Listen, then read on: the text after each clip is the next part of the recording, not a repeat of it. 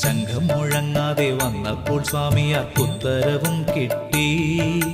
പിന്നെ കൂറൂരെത്തി ഭിക്ഷക്കിരിക്കുമ്പോൾ സ്വാമിയാർ കേട്ടുവല്ലോ, ബന്ധുവെന്നോദിട്ടകം പുകുമുന്നിതൻ കിങ്ങിണി നാദമപ്പോൾ.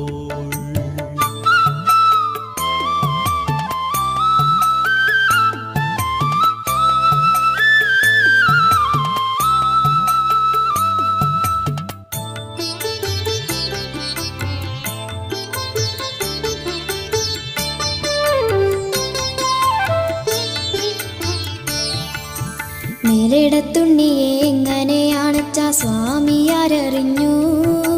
കിങ്ങിണി നാദം മറ്റാരുമാ നേരത്തു കേട്ടതില്ലേ അച്ഛാ.